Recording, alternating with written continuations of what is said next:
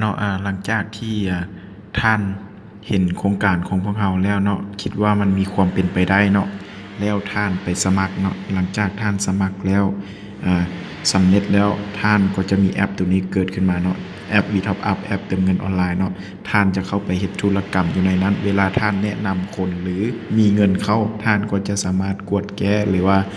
กดเช็คได้เลยอยู่ในแอปเลยเนาะโดยการเข้าไปเลยเนาะหลังจากเข้ามาปุ๊บเนาะมันจะมีบอลให้ใส่รหัสสมาชิกของท่านแล้วก็ใส่รหัสผ่านเนาะข้าพเจ้าจะได้ป้อนเข้าไปเรียบร้อยเนาะข้าพเจ้าก็ copy เอารหัส security นี้มาวางใส่นี้เลยเนาะแล้วก็เข้าไปในระบบของข้าพเจ้าเองเนาะหลังจากเข้ามาระบบแล้วท่านอยากรู้ว่าตอนนี้ท่านอยู่ตำแหน่งใดนี่เนาะตำแหน่ง S เนาะก็คือตำแหน่งของโครงการของพวกเราก็คือตำแหน่ง S นี่เนาะหลังจากเป็นตำแหน่ง S แล้ว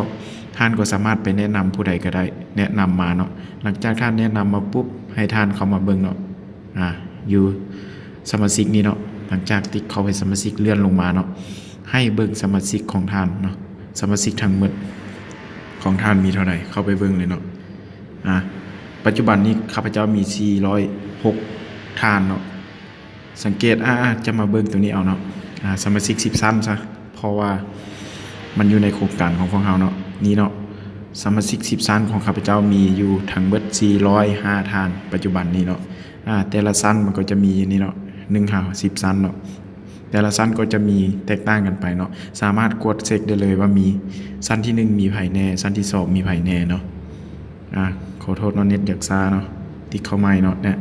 ชั้นที่1ของข้าพเจ้ามี11คนเนาะสามารถกดเช็ครายชื่อชั้นที่2ก็คือกันเนาะรายชื่อก็จะมี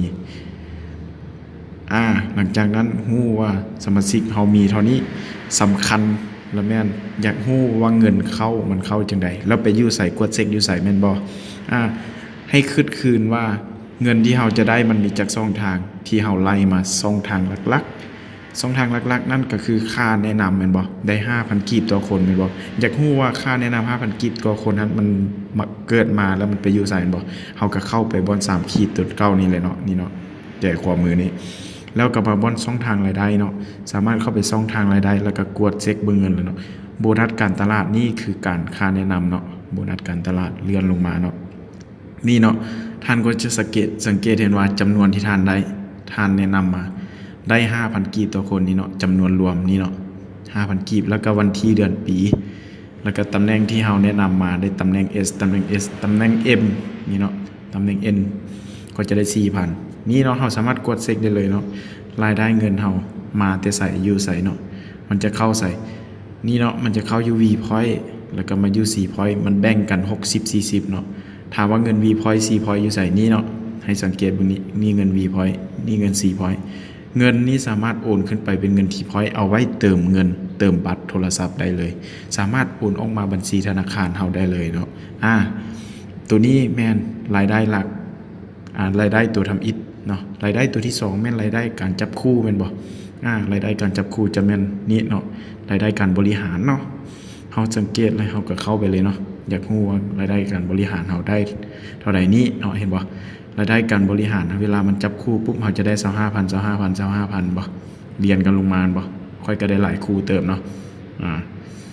หลังจากนั้นแล้วเนาะเฮาก็สามารถกดเช็คเบิ่งว่าวันที่เดือนปีใดเดือนใดได้รหัสตัวใดที่มันจับคู่กันเฮาก็สามารถเบิ่งได้หมดเนาะกดเช็คได้หมดว่าเงินไปอยู่ไสเนาะเห็นบ่เฮาสามารถกดเช็คติดตามได้เวลาท่านไปแนะนำคนนะสมมุติว่ามื้อนี้เนาะวันที่4นะท่านไปแนะนำคนปุ๊บเขาเข้ามาเป็นสมาชิกปั๊บเงินเจ้าก็ขึ้นเลยเงินเจ้าจะขับจับคู่ให้เลยสมมุติว่ามันเป็นคู่เนาะ25,000เลยเห็นบ่เงินแนะนำก็จะเห็นเลยอยู่ในแต่ตารางตัวที่แล้วมาเมื่อกี้นี้เนาะเห็นบ่มันมี2ตัวแล้วเนาะหลักๆเนาะ2ตัวหลักๆแล้วเรามาเบิ่งเงินรายได้ 0.3% เฮาบัดนี้เงินรายได้ 0.3% นี้เนาะมันจะได้เป็นรายเดือนทุกๆวันที่1ของเดือนมันจะจ่ายให้เจ้าเนาะก็คือค่อยเฮ็ดมาเบิ่งเนาะค่อยเฮ็ดมาได้แต่เดือน9เนาะเดือน9นี่เนาะเดือน9เดือน10เดือน11เดือน12ฮอดเดือน1เนาะก็ถือว่า1 2 3 4 5เดือนแล้วเนาะนี่เนาะ สังเกตเบิ่งว่าเงินเดือนที่ท่านจะได้แต่ละเดือนมันเริ่มเพิ่มขึ้นเทื่อละน้อยเนาะก็คือเดือนทำอิฐค่อยเฮ็ดสมาชิกค่อยน้อยเด้เนาะเดือนทำอิฐมีแต่ 2-3 คนพากันเติมเบิดแต่7ล้านค่อยจะได้เงิน 0.3% ของ7ล้านก็คือ 23,000 มาเดือนที่2เนาะสมาชิกค่อยเติมเบิด21ล้านบ่แม่นค่อยเติมเด้อสมาชิกของค่อยเติมตัวนี้ค่อยจะได้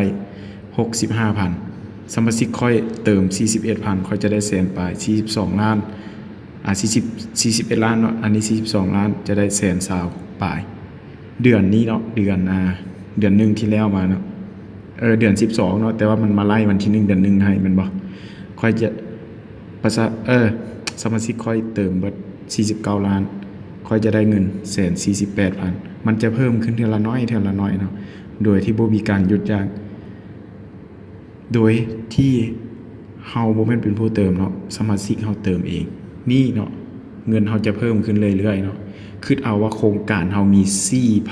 4,046 คน 4,000 นั่นเท่าไหร่ก็ลืมละ 4,036 คนว่ะประมาณนี้แหละเนาะคิดเอาว่าสมาชิกค่อยมีแต่400เงินเดือนค่อยได้แสนปลายถ้าประสบผลสำเร็จโครงการนะถามว่าเงินค่อยมันจะฮอดบ่หลักล้านเนาะประมาณนั้นประมาณ 600,000 หา 900,000 หา 1 ล้านว่าซั่นซะประมาณนั้นเนาะเฮาสามารถกดเช็คได้ตัวนี้มันความจริงเลยสามารถเช็คได้เลยเนาะบ่ได้ตัวไผบ่ได้ลอกไผมาเบิ่งนี่เนาะมาเบิ่งผังงานก็ได้เนาะผังงานการจับคู่เนาะเน็ตอยากซ่าเนาะขอโทษเข้าไหมผังงานเนาะนี่เงินผังงานที่มันจับคู่ให้25,000การจับคู่ว่าซั่นซะแล้วค่อยยังเหลืออยู่นี่นะ9ล้านนี่นะ9ล้านนี่แม่นเงินรอท่าจับคู่เกิดมีคนมาปุ๊บมันจับคู่ให้ปรับรถของค่อยเนาะห้านก็เฮ็ดได้คือกัน